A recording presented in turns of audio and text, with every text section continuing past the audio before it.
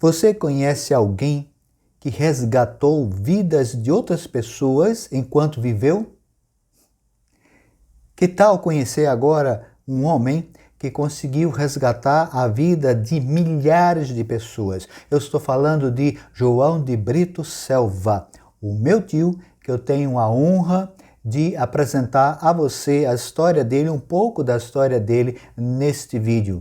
Acompanhe então comigo o que um homem pode fazer e, como diz em determinada parte do Talmud, se salva uma vida, se salva toda a humanidade. E João de Brito Selva salvou a vida de muitas pessoas da fome, dos problemas que essa sociedade coloca diante de tanta gente, inclusive de mim e de você. Fique comigo, nós vamos conhecer um pouco da história de João de Brito Selva, 70 anos resgatando vidas. Sim, é verdade, João nasceu em 1º de junho de 1922 e ele é proveniente da família Selva. Conforme você está vendo agora, a família Selva se originou lá na cidade de Trieste, na Itália, e um determinado Selva embarcou no navio e aportou em Recife no início do século XIX. Em Recife ele chegou então, casou-se, teve filhos e João seria, no caso, neto desse imigrante italiano da família Selva. João de Brito Selva, como eu disse, nasceu em 1º de junho de 1922 e aí está ele em pé no centro da foto, ao lado dos irmãos Jonas, que está sentado à mesa, e Joaci, sentada na cadeira. A Joaci é a minha querida mamãe. Olha só como ela está bonita, um laço enorme na cabeça, uma bolsa e todos eles com roupas características da época. Note também um detalhe, João e Jonas estão como que de mãos dadas, demonstrando a união que havia entre eles, entre os irmãos. Um documento mais antigo que eu tenho sobre João, o meu tio João, é este, um atestado de conduta e aplicação ao estudo do aluno João de Brito Selva, que em setembro de 1934 obteve uma nota boa. Quem assina é o diretor e ele estava então com 12 anos de idade. Pelo que eu vejo aqui, era o padre Nestor Alencar, do Colégio Salesiano do Sagrado Coração, lá em Recife, Pernambuco. Com 24 anos de idade, no ano de 1946, com apenas 24 anos de idade, João poderia estar fazendo 1000 outras coisas na sociedade recifense, mas resolveu fazer o quê? Olha só, ele organiza uma sociedade para prestar assistência a quem? A cancerosos, tuberculosos, leprosos e indigentes. Começava aí, então, esta semente a germinar, a semente de um homem dedicado ao próximo, a um homem que passaria o resto de toda a sua vida, o restante de toda a sua vida, dedicando-se ao próximo. E ele começou escolhendo áreas tão difíceis naqueles distantes anos de 1946. Se hoje é difícil trabalhar com câncer, com a tuberculose, com a lepra e com os indigentes, naquela época, naquela década, também era muito, muito difícil. João organiza então esta sociedade com pessoas influentes lá de Recife e esta sociedade passa a prestar auxílio, a prestar assistência nos hospitais e também nas ruas onde haviam os indigentes. Aqui está João, tendo ao centro da foto a minha mãe, Joaci, e totalmente à esquerda, no caso à direita da foto, o meu pai Moisés. Os três estão em João Pessoa, na Paraíba, no jardim ali da Lagoa Solon de Lucena, no centro da Paraíba. Você que é da Paraíba, você que conhece João Pessoa, sabe disso. É uma lagoa muito bonita, cercada por palmeiras, e ali estão os três. Olha só a roupa da época, né? A roupa da época, muito linho branco, as saias imensas e a impecável gravata do meu tio João. Este sorriso que você está vendo nele, vai acompanhá-lo por toda a vida. Eu digo neste livro, João de Brito Selva, 70 anos de de resgate de vidas, 70 anos resgatando vidas, eu digo nesse livro que o meu tio João parecia um milionário de férias, sorridente o tempo todo, mas as pessoas nem sabiam do quanto ele estava trabalhando em favor das outras pessoas, em favor dos menos favorecidos da própria sociedade. Aqui está ele discursando em favor da campanha para favorecer os favelados da seca. A seca sempre foi um problema no Nordeste e precisava então a sociedade ser mobilizada para vencer este mal, que, diga-se de passagem, é um mal também político. Mas vamos deixar isso para outro vídeo. A minha ênfase é dizer que este homem, João, levantou a sua voz e, cercado de amigos, conseguiu amenizar os flagelos que a seca provocava na vida de muita gente. Neste mesmo ano, aliás, este ano de 1958 é maravilhoso. Com a mesma idade, com 36 anos, em 1958, ele consegue construir e inaugurar o Centro Profissional Cândida Guedes. E para que, Moisés? Olha, este Centro Profissional Cândida Guedes foi dedicado às mulheres. Era destinado às mulheres, para que as mulheres se capacitassem no trabalho, especialmente na arte de costurar. Ele conseguiu várias máquinas de costura, Ele conseguiu que as mulheres fizessem cursos e tivessem então a renda familiar melhorada. Gente, eu estou falando do finalzinho da década de 1950. Já havia essa preocupação no coração de João de Brito Selva. Ainda neste mesmo ano, ele está nessa foto assinando o livro de ouro de donativos para os flagelados do Nordeste. E como é que funcionava isso? Eu vou explicar para você.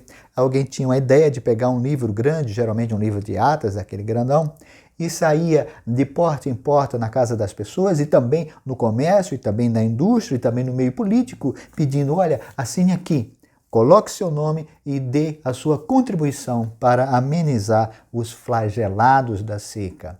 Talvez você esteja dizendo, mas isso é assistencialismo puro, isso é populismo, isso está errado, é preciso ensinar a pescar e não dar o peixe. Eu sei, você tem razão de raciocinar assim. Agora eu vou dizer para você uma coisa, para quem está com fome, o mais importante é comer naquele momento. E João fez isso. Aqui ele está realizando o Natal dos detentos na penitenciária Modelo, na capital paraibana. A história desse Natal é impressionante. Ele chegou para o comandante da penitenciária, para o diretor da penitenciária. Eu não estou citando nomes agora, mas todos os nomes estão aqui no livro. Ele chegou e disse, olha, eu quero realizar o Natal dos presidiários. O meu sonho é trazer os familiares, as esposas, os filhos desses detentos e na noite de Natal, no dia 24 de dezembro de 1958, nós vamos colocar aqui uma mesa imensa e nós vamos contratar um buffet e eles, os detentos e os soldados, os guardas e os familiares, vamos todos juntos celebrar o Natal de Jesus Cristo. O diretor deve ter entrado em parafuso, mas ele concordou, o diretor concordou e foi realizado então naquele ano este Natal, o Natal dos detentos na penitenciária Modelo em João Pessoa. Há uma reportagem sobre isso. Aliás, eu quero dizer para você que este meu livro sobre a vida de João está baseado em reportagens, em pesquisas jornalísticas em jornais de Pernambuco, da Paraíba, do Ceará e de outros estados. Tudo que está aqui está devidamente baseado em reportagens e aconteceu de fato esse Natal. E mais, João recebeu uma poesia de um dos detentos, uma poesia linda enaltecendo este gesto dele. E mais, na penitenciária foi inaugurada uma praça com o nome João de Brito Selva, homenageando aquele que fez pelos detentos. Você pode estar pensando assim, mas o que mais João fez? Eu vou te dizer. Que tal alugar uma casa para abrigar pessoas? Exatamente isso. João alugou esta casa, que ele chamou de Casa da Fome. Esta casa foi alugada em João Pessoa e nesta casa ele abrigou famílias, centenas de famílias foram abrigadas de graça nesta casa, porque não tinham para onde ir. Essas pessoas saíam do sertão, saíam da zona da mata, fugindo dos problemas do interior iam para a capital, João Pessoa, e lá não tinham onde dormir. E João diz, venha para a casa da fome. E você vai entender por que casa da fome. Porque eles estavam famintos, essas pessoas estavam famintas, e pediam a quem? A João. Então, o meu tio, João do Brito Selva, além de ter alugado essa casa para abrigar as pessoas, saía de porta em porta, saía do comércio de João Pessoa, pedindo comida para levar para essas pessoas que estavam hospedadas naquilo que ele chamou de casa da fome. É impressionante, não é? Ah, mas ele fez só isso? Não. Que tal essa ideia? Que tal mandar construir uma charrete? Hoje seria um Uber, né? Que tal mandar construir uma charrete? Que tal comprar um cavalo? Que tal contratar um charreteiro, construir a charrete, comprar um cavalo, contratar um charreteiro, para quê? Para que a charrete dos pobres circulasse do centro de João Pessoa para os bairros mais distantes, trazendo pessoas dos bairros distantes para o centro de João Pessoa, pessoas que precisavam ir ao médico, pessoas que precisavam ir ao hospital, pessoas que precisavam ir ao cartório, pessoas que precisavam ir à delegacia de polícia, pessoas que precisavam tirar documentos, etc, etc. João ofereceu de graça, sempre de graça, o transporte. Aqui ele oferece o transporte para que as pessoas saíssem dos bairros mais afastados e fossem até o centro da cidade de charrete. Que ideia, né? Eu confesso a você que eu nunca vi isso, nem em filme de Hollywood ou de qualquer outra produtora eu vi alguém pensar numa ideia dessa. Seria tão bom, né, que hoje alguém fizesse isso, mas não com charrete mais, né? Talvez com um carro, um automóvel, um micro-ônibus, não sei. Fica aí lançada a ideia. João de Brito Selva. João de Brito Selva também conseguiu a doação de instrumentos musicais para a Orquestra Sinfônica da Paraíba. Se você está me vendo agora, se você faz parte da Orquestra Sinfônica e conhece alguém da Orquestra Sinfônica, procure nos anais da história e você verá que no ano de 1958 um homem conseguiu instrumentos doados para que a orquestra continuasse existindo, a Orquestra Sinfônica da Paraíba. E aqui está na foto o certificado que ele recebeu como diploma de sócio benemérito da Orquestra Sinfônica da Paraíba. Eita, esse João do Brito Selva. Você pode também estar perguntando agora a si mesmo e querendo até, quem sabe, conversar comigo sobre ele. Mas e a política? Ele deve ter se envolvido com a política, vereadores, deputados, senadores, quem sabe até governadores, ministros, presidente da República? Sim. Ele andava nas casas dessas pessoas, ele esteve no Palácio do Governo lá em Brasília. Esteve com presidentes da República, que eu cito os nomes aqui. Ele esteve até com Pelé, com o grande rei de futebol Pelé. Ele esteve com governadores, ele esteve com os políticos da época, porém nunca foi político, nunca se filiou a partido nenhum. E nessa foto nós vemos ele então apoiando a eleição do governador Pedro Gondim na Paraíba, no ano de 1961, ele com 39 anos de idade. Essa foto é para mim muito especial. O governador e a sua esposa, a digníssima esposa, eles chegam no palácio, na cerimônia de posse, e meu tio estende então os braços, oferecendo a ele o lugar de honra, oferecendo ao governador eleito, Pedro Gondim, o lugar de honra como governador da Paraíba. Mas e aí? Então, ele se envolveu em política? Não se envolveu em política, nunca se filiou a partido algum, isso eu posso lhe garantir. Em 62 eu nasci, em 1962 eu nasci e lá estava ele, com 40 anos de idade. Nessa foto ele está comigo nos braços, eu era esse negócio branco aí, esse pedaço de gente branca, bem pequenininho. E na foto ao lado, ele está bem sorridente, junto da parede, assim, olhando para a foto do lado esquerdo, com um sorriso característico dele, e eu estou partindo o bolo do meu primeiro aniversário nos braços de meu pai, sendo auxiliado por minha amada mãe. Ele, João de Brito Selva, meu tio, sempre esteve presente também na minha vida. Em 1977, com 55 anos de idade, por tudo que ele fez na cidade de João Pessoa, ele recebe então o título de cidadão de João Pessoa. Essa foto marca este momento onde, com dignidade, ele recebe esse título de cidadão pessoense da capital da Paraíba. Em 1979, aos 57 anos, João torna-se ecônomo da Sociedade Joseleitos de Cristo. A Sociedade Joseleitos de Cristo é uma sociedade da Igreja Católica Romana e ela foi fundada pelo padre José Gumercindo e tem toda uma história que eu conto neste livro também. João então se torna ecônomo. E o que é isso, Moisés? Ecônomo é aquele responsável pela sociedade, é o responsável pela manutenção da sociedade, pela casa, pela manutenção da sociedade. E ele foi, então, esse ecônomo. Quem assina esse diploma é o padre José Gumercindo dos Santos, no dia 24 de dezembro de 1979. Isso foi muito importante, porque logo em seguida, em 1980, João realizou o sonho, um sonho que ele tinha desde pequeno. Ele foi ao Vaticano e foi recebido pelo Papa João Paulo II. É verdade, olha só a foto, ele e o Papa João Paulo II lá no Vaticano. É impressionante, ele conseguiu ir ao Vaticano e foi recebido pelo Papa. Aqui, aos 61 anos de idade, ele está ao meu lado, lá na cidade de Recife, em nosso apartamento, que morávamos em Recife. E aqui para nós, nessa foto eu estou com o cabelo e a barba bem pretos, né? Ah, velhos tempos, essa coisa já passou, esse tempo já passou. Em 1992 nasce o meu primeiro filho, o Vitor, e ali está João outra vez. Agora com 70 anos de idade. Ele está ao lado aí do meu pequeno filho, que é o sobrinho neto dele. Em 2006, lá em Cacoal, em Rondônia, Cacoal é uma cidade de Rondônia, João aparece, o meu tio aparece. Aliás, ele foi me ver em todos os lugares onde eu morei. Ele estava presente não somente na vida das pessoas estranhas e não parentes que ele tanto ajudou, mas também na vida da família. Ele nunca nos abandonou. João chega então em Cacoal para uma visita lá e aí está a foto minha com ele, isso em 2006.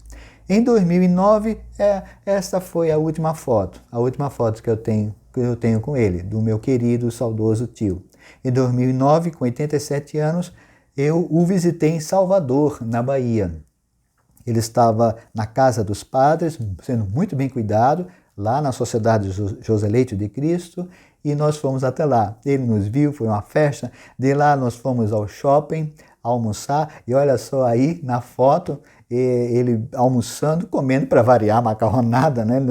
Esse pessoal que é descendente italiano ama massa, e lá está ele comendo a macarronada, e quem está junto dele é o outro sobrinho neto dele, o outro filho, meu filho caçula, Vinícius.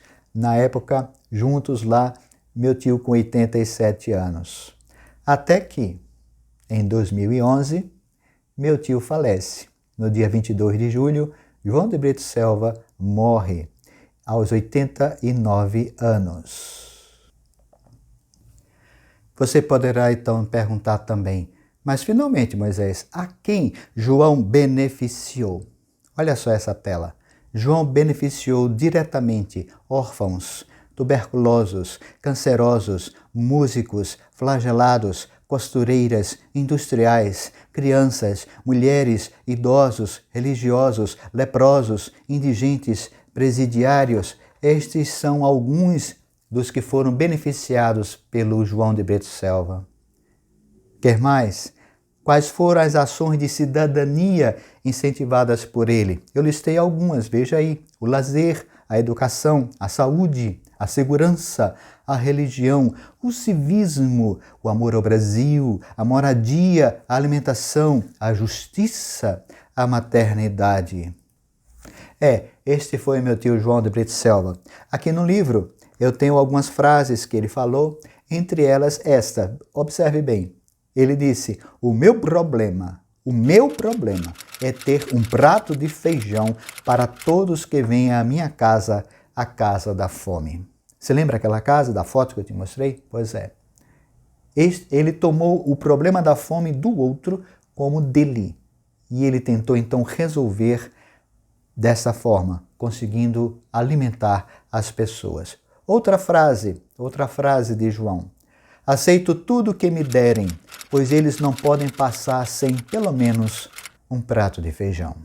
Se você já sentiu fome, Você sabe o que é isso. Se você conhece alguém perto de você que está passando fome, você sabe do que eu estou falando. E você sabe também da necessidade que é comer. E João sabia disto, e João providenciou, pelo menos, como ele está dizendo, um prato de feijão no dia para que a pessoa não morresse. Eu fico imaginando, meu querido e minha querida, quantas pessoas sobreviveram ajudadas por João, e essas pessoas se casaram, essas pessoas tiveram filhos, e quem sabe hoje, tantos anos depois, esses filhos cresceram e já têm filhos, ou seja, temos netos, pessoas vivas, descendentes daquelas ajudadas por João. E o oposto é verdadeiro. Se João não tivesse feito nada, se ele dissesse o problema dos outros, o problema do governo, talvez aquela pessoa lá atrás tivesse morrido e não tivéssemos hoje os descendentes vivos daquela pessoa. Talvez esses descendentes hoje nunca ouviram falar de João de Brito Selva. Mas não interessa, né? O que uma mão faz, a outra não precisa saber. Eu só estou querendo levantar essa certeza de que João, ao resgatar a vida de uma pessoa, resgatou também a descendência desta pessoa. E como ele diz aqui, pelo menos com um prato de feijão. A gratidão dele, essa é a frase. Agradeço desde já em nome de todas as crianças, homens e mulheres que escaparem da morte pela fome. Me perdoe a emoção. Homens, mulheres, crianças, idosos, recém-nascidos que escaparam da morte pela fome por causa da ação de João de Brito Selva. Olha que declaração. Eu não sei como, mas todo dia agradeço a Deus o fato de ter mais um pouco para oferecer a quem necessita. Consegue observar a riqueza desta frase? Ele não está dizendo, eu agradeço a Deus pelo que eu tenho. Ele não está dizendo, eu agradeço a Deus pelo que eu consegui. Ele não está dizendo, eu agradeço a Deus pelo tamanho do meu guarda-roupa, pelo montante que está no banco em meu nome, pelas casas, pelos apartamentos, pelos automóveis, pelas viagens, pelas joias, pelas ações. Ele não está agradecendo nada disso. Ele está dizendo, eu quero agradecer a Deus o fato de eu ter um pouco mais todo dia para oferecer a quem necessita. Para oferecer a quem necessita.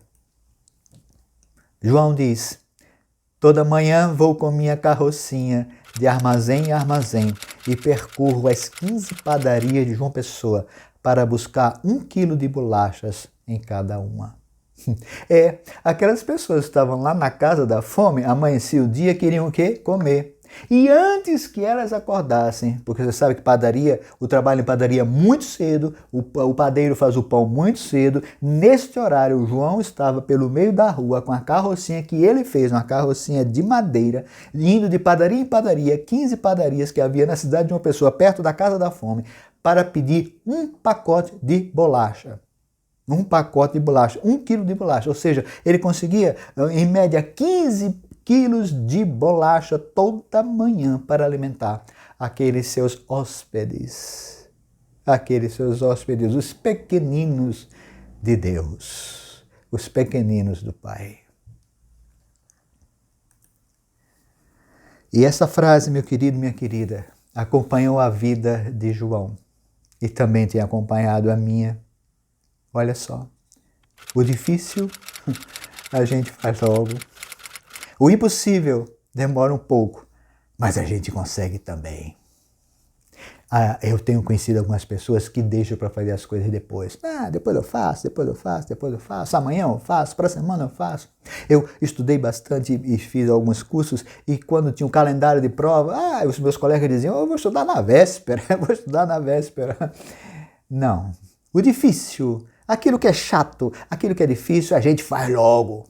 O impossível é impossível hoje, demora um pouquinho, mas depois a gente consegue também. Esta era a frase de João, a frase da vida dele. Este era o lema da vida de João de Brito Selva. O difícil a gente faz logo, o impossível demora um pouco, mas a gente consegue também.